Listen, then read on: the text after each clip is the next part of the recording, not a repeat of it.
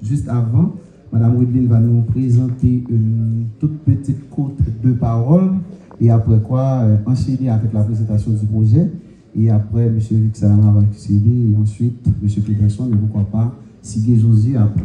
Donc je vous demande déjà votre attention parce que c'est une question d'intérêt sociétal et particulière et armez-vous déjà pour poser les questions essentielles sur les choses qui vont dire ici.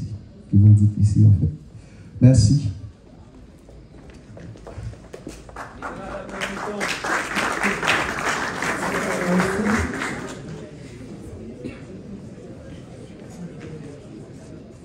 Bonsoir tout le monde. J'ai avant tout été une invitée d'honneur à ce colloque. Ensuite, on m'a dit que je dois faire partie du panel. Je vais être à la fois invité d'honneur et panéliste. Comme invité d'honneur, j'avais préparé un discours, quelques mots, pour vous parler premièrement du comité de pilotage, de ma présence en ce comité et qu'est-ce qu'on fait. Et ensuite, on va continuer avec un docteur Joram Vixama, un docteur en droit public qui est aussi membre du comité de pilotage. Monsieur le recteur, monsieur le vice-recteur, monsieur les doyens des différentes facultés, mesdames et messieurs les professeurs, chers étudiants, chers juristes, représentants de la société civile, chers collègues, je tiens tout d'abord à saluer chaleureusement l'initiative des étudiants de l'Université Henri-Christophe de Limonade. Ce colloque dépasse le simple cadre académique. Il incarne la capacité de la jeunesse haïtienne à créer des espaces de dialogue, de réflexion et d'engagement. Je vous félicite pour cette vision, ainsi que pour votre aptitude à réunir autour de ce débat les différents secteurs de notre société.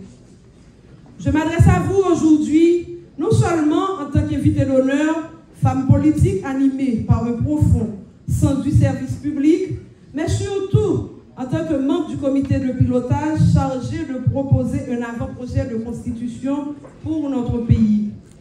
J'assume pleinement cette mission avec rigueur, responsabilité et conviction au nom de la jeunesse créative, des femmes courageuses et résilientes, des citoyennes et citoyens souvent marginalisés ou oubliés, et de toutes les forces vives de la nation qui aspirent à un changement réel, durable et inclusif.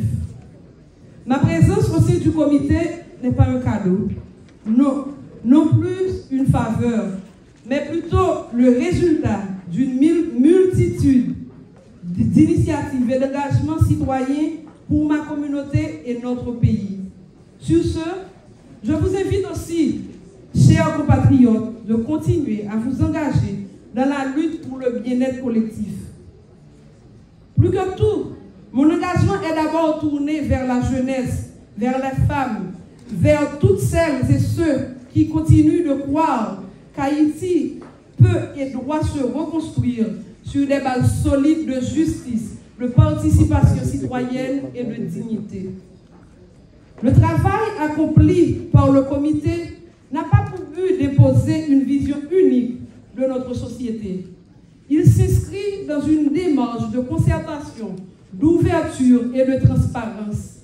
Ceci dit, ce colloque n'est pas un espace de confrontation stérile, mais un lieu de dialogue où les suggestions, les critiques constructives, les propositions concrètes et les opinions divergentes ont toute leur place.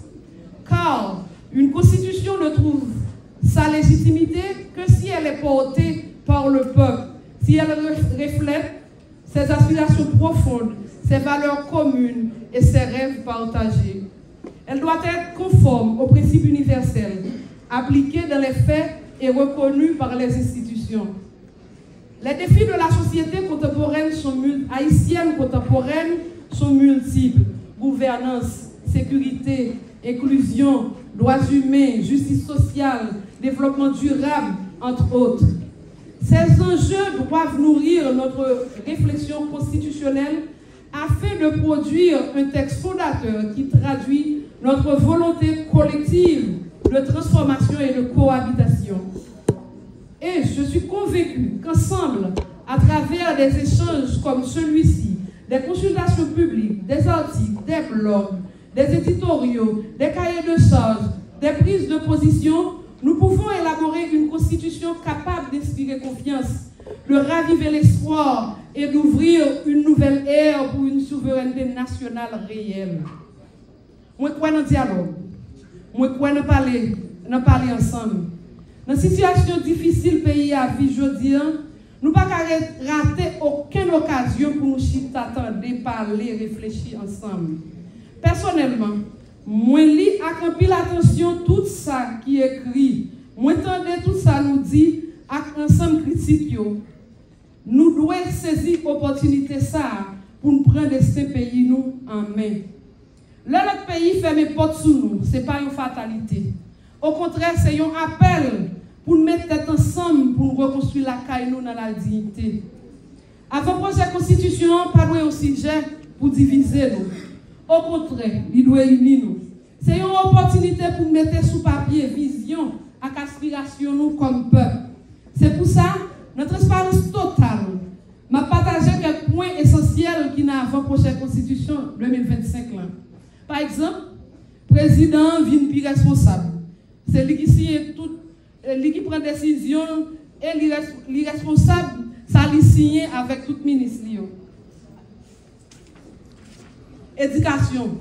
Comme nous, nos milieux, et qui veut dire ça, veut dire, dans la nouvelle constitution, ça, nous baillons, nous faisons de l'éducation une priorité. C'est ça fait dans le nouveau projet. Constitution ça, il y a 4% PIB, produit intérieur brut pays, qui a consacré à l'éducation.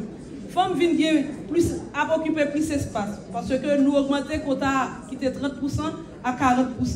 Chaque commune va gagner un magistrat parce que nous connaissons le problème qu'a-t-elle posé qui freine en quelque sorte le développement dans la commune. Parce que pas de mise en commun entre eux. Section communale, il va monter dans la commune. Gagner réduction plus passer 2600 postes sélectifs. Avec renforcement de décentralisation. Diaspora reconnaître légalement et bien intégrer la vie politique. Diaspora, par exemple, a le droit pour voter et puis pour porter au candidat, au même titre que les Haïtiens qui vivent dans le pays. Et le budget de l'État pour le partager. Le budget pas prêté dans la République Port-au-Prince encore. Le budget pour le partager dans tout le département. 58% du budget pour le partager dans le département.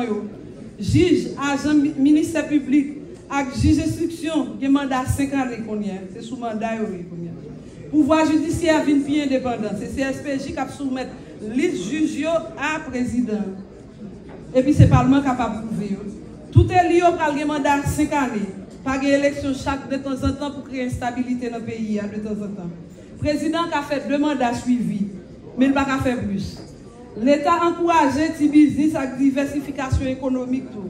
Étrangers, j'aime dire nous, étrangers pas qu'à procéder tests sans règlement légal qui est écrit. Souveraineté pays a toujours compté pour nous.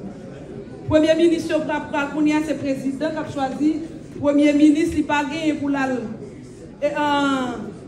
faire marchandage, pour faire marchandage avec dans le Parlement encore. C'est le président parmi tous les ministres qui va choisir un premier ministre pour coordonner l'action du gouvernement. Jeunesse à intégrer, parce que l'âge pour nous engager, pour nous prendre engagement, pour nous servir le pays, nous, il diminue. Service militaire et civique obligatoire pour tout Haïtien qui a 18 l'année.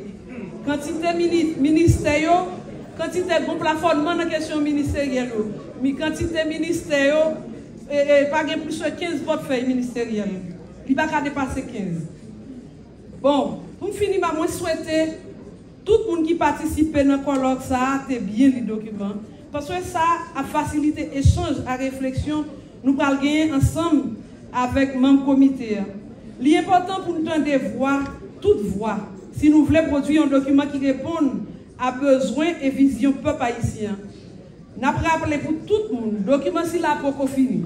Débat qui a fait dans la RIA, sur radio, télévision, et réseaux sociaux, traduit engagement haïtien dans le processus pour aboutir à droit grande dette. Je peux dire encore, nous paraît pour ramasser toute l'idée, suggestion et réflexion, nous et puis charrier pour porter en dedans document final là.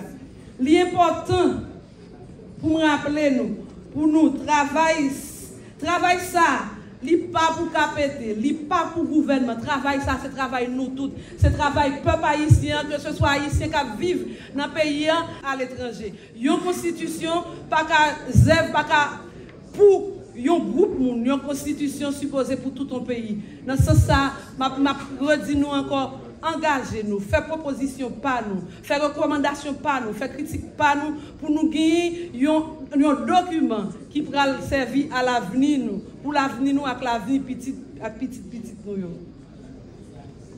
En tant que citoyenne engagée, je mesure la portée historique de cet exercice collectif. Je suis ici pour écouter, pour porter vos voix là où les décisions se prennent. Je vous encourage toutes et tous, jeunes universitaires, citoyens engagés, à poursuivre le dialogue, à enrichir le débat et à faire entendre vos propositions.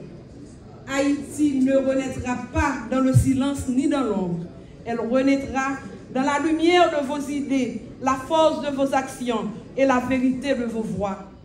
Comme haïtienne, comme femme, moi j'ai décidé d'accepter l'invitation pour me rejoindre le comité pilotage. À partir de combat, bataille que moi-même suis habitué à mener. Je suis habitué à mener bataille pour côté paysan, bataille pour migrants en République dominicaine, bataille pour construction canal, bataille pour droits femmes respectés. Alors, moi je crois dans un seul slogan, ce seul haïtien qui a sauvé Haïti. Et il faut que nous engagions pour nous sauver Haïti. Haïti n'a pas reconstruire tête, c'est nous tous ensemble qui pouvons reconstruire. Je vous remercie de votre attention, de votre accueil chaleureux et de votre engagement.